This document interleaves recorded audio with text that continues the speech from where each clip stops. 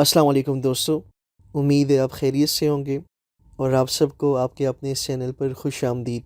आज की वीडियो में मैं आपको बताऊंगा कि अगर आप ई-कॉमर्स यानी ऑनलाइन सेलर हैं, वो चाहे फिर आप अमेज़न सेलर हो, ईबे सेलर हो, शॉपिफ़ाई सेलर हो या इसके अलावा जितने भी ई-कॉमर्स साइट्स हैं, अगर आप उनके ऊपर प्रोडक्ट सेल करते हो या आपकी ख़ुद की ई-कॉमर्स साइट्स हो, तो आपने एज़ ए ऑनलाइन सेलर अपना पियोनियर अकाउंट कैसे क्रिएट करना है। एज़ ए ई-कॉमर्स सेलर आपको पियोनियर अकाउंट की लाज़मी ज़रूरत पड़ती है। इसके बगैर आपके लिए अपना ई-कॉमर्स बिज़नेस रन करना बहुत मुश्किल होता है, जबकि कुछ साइट्स लाइक ईबे के ऊपर तो पियोनियर के बगैर काम करना मुश्किल नहीं बल्कि इम्पॉसिबल है। विदाउट पियोनियर के आप ईबे के ऊपर काम ही नहीं कर सकते। इसके अलावा भी कई एक ई-कॉमर्स साइट्स हैं जिनके लिए आपका पियोनियर अकाउंट होना मैंडेटरी है। अब इसमें आप सब दोस्तों के लिए जो एक सबसे अच्छी बात है वो ये कि जब आप अपना pioneer account as a online seller create कर लेंगे तो उसको आप सिर्फ अपने आईडी कार्ड के ज़रिए वेरीफाई कर सकेंगे। इसके अलावा आपको और किसी भी किस्म की वेरिफिकेशन या डॉक्यूमेंट्स की ज़रूरत नहीं होगी और न ही अब आपको पहले की तरह हफ्तों हफ्तों तक वेट करना पड़ेगा, क्योंकि पेयोनियर अकाउंट बनाने में सबसे मुश्किल काम ही अकाउंट वेरीफाई करने का है। आप जब पेयोनियर अकाउंट क्रिएट कर लेते हैं तो अकाउंट तो आपका इजीली क्रिएट हो जाता है, लेकिन जब अकाउंट को वेरीफाई करने का स्टेप आता है तो वो इतना इजी नहीं होता। एक तो उसमें अक्सर टाइम काफ़ी ज़्यादा लग जाता है। जो मेन प्रॉब्लम आती है वो फिर एड्रेस वेरिफिकेशन के लिए जो आप डॉक्यूमेंट सबमिट करते हैं वो अप्रूव नहीं होते, किसी न किसी रीज़न से रिजेक्ट हो जाते हैं, जिसकी वजह से हफ्तों लग जाते हैं अकाउंट वेरीफाई करने में। बट अब आपको ऐसी कोई प्रॉब्लम नहीं आएगी। आपने इसी तरीके से अपना अकाउंट क्रिएट करना है जो इस वीडियो में आपको बताया जाएगा। इस तरीके से अकाउंट क्रिएट करने के बाद 1 दिन या मैक्सिमम 2 दिनों तक आपका अकाउंट मुकम्मल वेरीफाई हो जाएगा और आप अपने पियोनियर अकाउंट को यूज़ कर पाएंगे बगैर किसी परेशानी के।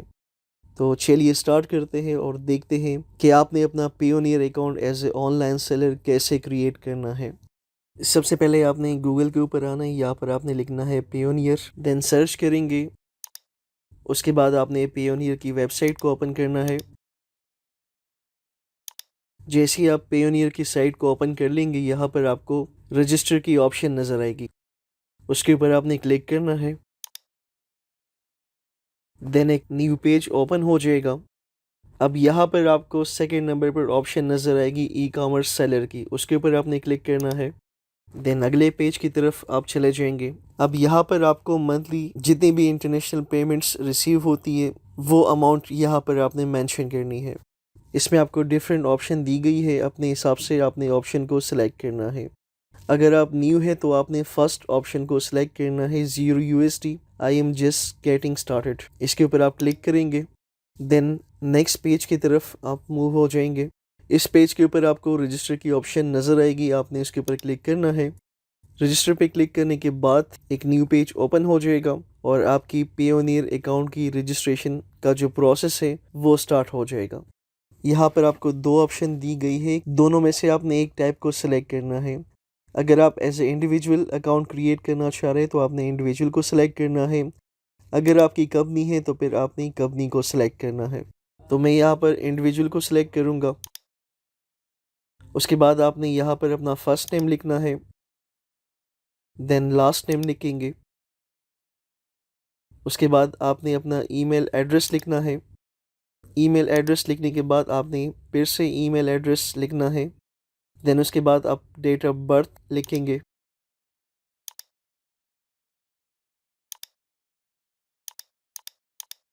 डेट ऑफ बर्थ लिखने के बाद आपने नेक्स्ट के ऊपर क्लिक करना है।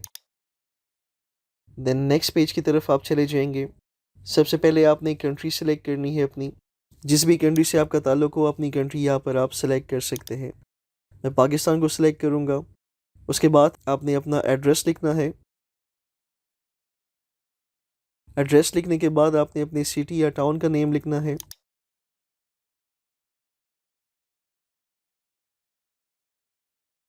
नेक्स्ट फिर आपने अपना पोस्टल या जिप कोड लिखना है। उसके बाद आप मोबाइल नंबर लिखेंगे। मोबाइल नंबर आपने ज़ीरो के बगैर लिखना है। मोबाइल नंबर लिखने के बाद नीचे आपको एक ऑप्शन नज़र आएगी वेरिफिकेशन कोड की, साथ ही आपको सेंड कोड लिखा हुआ नज़र आ रहा होगा।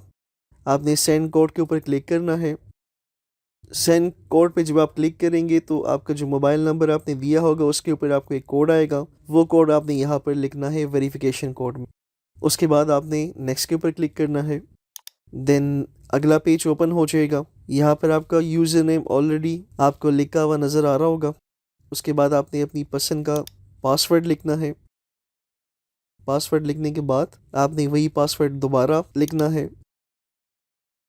उसके बाद सिक्योरिटी क्वेश्चन के ऊपर आप क्लिक करेंगे।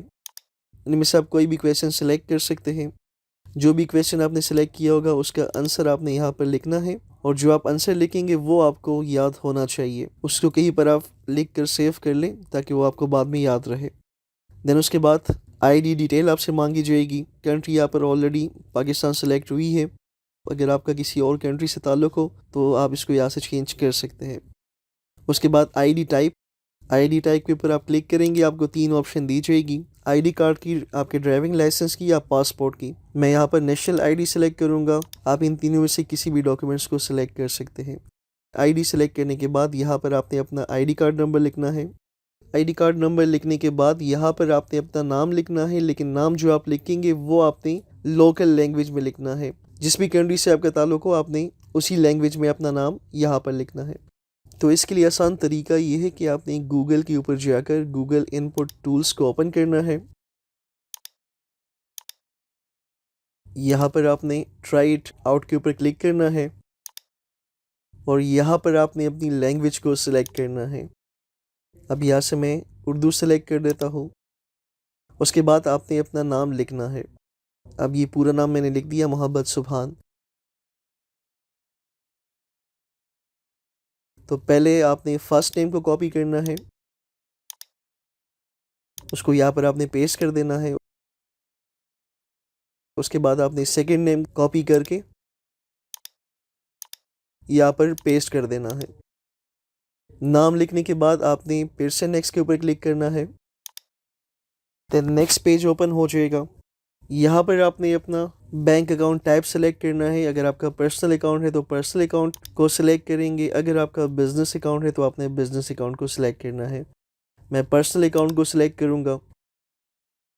कंट्री जो आपने स्टार्ट में सिलेक्ट की होगी वो ऑटोमेटिकली वही कंट्री यहाँ पर शो हो रही होगी, और जो कंट्री आपने सिलेक्ट की होगी उसी की करेंसी आपको यहाँ पर नीचे शो होगी। अगर आप करेंसी को चेंज करना चाह रहे हैं तो करेंसी के ऊपर क्लिक करके आप करेंसी को चेंज भी कर सकते हैं। करेंसी लिखने के बाद आपने अपना बैंक सेलेक्ट करना है। जिस बैंक अकाउंट को आपने पेयोनियर के साथ लिंक करना है, जिस बैंक अकाउंट में आपकी पेमेंट पेयोनियर की तरफ से आएगी। और इसमें आपने एक बात का ध्यान रखना है कि बैंक अकाउंट आपके नाम पर ही होना चाहिए, यानी जिसके नाम पर पेयोनियर अकाउंट बन रहा है बैंक अकाउंट भी उसी नाम पर होना चाहिए। बैंक सेलेक्ट करने के बाद आपने अपने अकाउंट का IBN नंबर लिखना है। उसके बाद आपने I agree to the terms and condition and I agree to the pricing and fees, इसको आपने टिक करना है और देन सबमिट के ऊपर क्लिक करना है। सबमिट पे क्लिक करने के बाद आपको पेयोनियर की तरफ से कंग्रेचुलेशन का मैसेज आ जाएगा। आपकी जो अकाउंट रजिस्ट्रेशन की एप्लीकेशन थी वो पेयोनियर के पास सबमिट हो जाएगी। देन उसके बाद आपने अपने पेयोनियर अकाउंट को लॉगिन करना है। साइन इन के ऊपर आप क्लिक करेंगे। देन लॉगिन पेज के ऊपर आप आ जाएंगे। यहाँ पर आपने अपना ईमेल या यूज़र नेम देना है।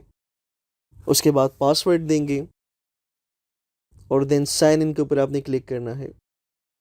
साइन इन पे क्लिक करेंगे, देन आपको पेयोनियर की तरफ से 2 स्टेप वेरिफिकेशन की एक नोटिफिकेशन आ जाएगी। अगर आप 2 स्टेप वेरिफिकेशन को ऑन करना चाह रहे तो आप टर्न ऑन के ऊपर क्लिक कर दें। मैं अभी नहीं करना चाह रहा तो इसलिए मैं नो के ऊपर क्लिक कर दूंगा। आप इसको बाद में भी ऑन कर सकते हैं। लॉगिन होने के बाद आप पेयोनियर अकाउंट के होम पेज पे आ जाएंगे। यहाँ पर आपको एक नोटिफिकेशन शो होगी अपडेट नो। आपने अपडेट नो के ऊपर क्लिक करना है। अपडेट नो पे क्लिक करने के बाद आप सिक्योरिटी सेटिंग के पेज पे आ जाएंगे। यहाँ पर 3 सिक्योरिटी क्वेश्चन और उसके आंसर अपने हिसाब से आपने चूज़ करने हैं। कई ऑप्शन आपको दी जाएगी, उसमें से आप अपनी पसंद के हिसाब से सेलेक्ट करके उसके आंसर आप लिख लीजिएगा। और इस बात का आप ध्यान रखिएगा कि जो भी आप सिक्योरिटी क्वेश्चन चूज़ करेंगे और उनके आंसर भी वो आपको याद होना चाहिए। बेहतर ये कि वो आप लिख लें या उसका स्क्रीनशॉट आप ले लें, अपने पास उसको सेव कर लें। सिक्योरिटी क्वेश्चन चूज़ करने के बाद और आंसर लिखने के बाद आपने चेंज के ऊपर क्लिक करना है। देन जो आपने ईमेल आईडी दी होगी उसके ऊपर आपको पेयोनियर की तरफ से एक कोड आएगा। इस तरह की आपको एक ईमेल आएगी जिसमें कोड लिखा होगा। कोड आपने यहाँ से कॉपी करके यहाँ पर पेस्ट कर देना है और देन सबमिट के ऊपर आपने क्लिक कर देना है। उसके बाद आपने डन के ऊपर क्लिक करना है। देन आप फिर से पेयोनियर के होम पेज पे आ जाएंगे। लेट्स गो के ऊपर आपने क्लिक करना है। अब नेक्स्ट स्टेप में आपने अपना ईमेल आईडी वेरीफाई करना है। आपको पेयोनियर की तरफ से एक ईमेल आई होगी, आपने वेरीफाई माई ईमेल के ऊपर क्लिक कर देना है। क्लिक करने के बाद आपको पेयोनियर की तरफ से नोटिफिकेशन आ जाएगी कि आपका ईमेल वेरीफाई हो चुका है। देन अब आपका एक लास्ट स्टेप रह गया है, आपने माई अकाउंट के ऊपर क्लिक करना है। उसके बाद सेटिंग के ऊपर आपने क्लिक करना है। देन आप सेटिंग के पेज पे आ जाएंगे। यहाँ पर आपने वेरिफिकेशन सेंटर के ऊपर क्लिक करना है। वेरिफिकेशन सेंटर में आने के बाद यहाँ पर आपने अकाउंट वेरिफिकेशन के लिए अपना आईडी कार्ड सबमिट करना है। सबमिट के ऊपर आप क्लिक करेंगे, एक न्यू पेज ओपन हो जाएगा। इसको स्क्रॉल डाउन करना है आपने। सबसे पहले आपकी जो कंट्री है वो आपने सेलेक्ट करनी है। कंट्री सेलेक्ट करने के बाद आपने डॉक्यूमेंट सबमिट करना है। आपको दो ऑप्शन दी जाती है, आप पासपोर्ट भी सबमिट कर सकते हो और आप नेशनल आईडी भी सबमिट कर सकते हैं। दोनों में से कोई एक आपने सबमिट करना है। तो मैं नेशनल आईडी को चूज़ करूँगा। नेशनल आईडी के ऊपर आपने क्लिक करना है।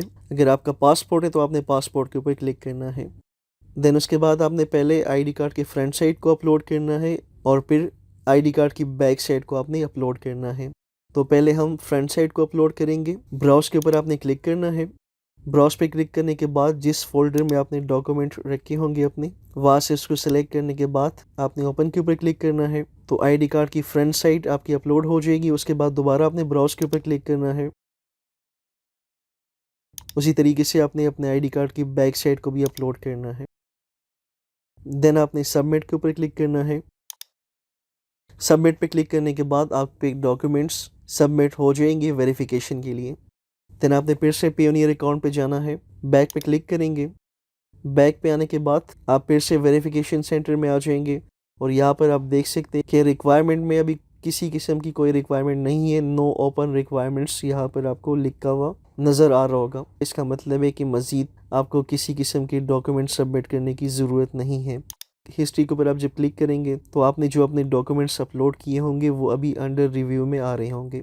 तो ये एक दिन में या मैक्सिमम 2 डेज़ में आपके जो डॉक्यूमेंट्स होंगे वो अप्रूव हो जाएंगे। आपको पेयोनियर की तरफ से ईमेल भी आ जाएंगी।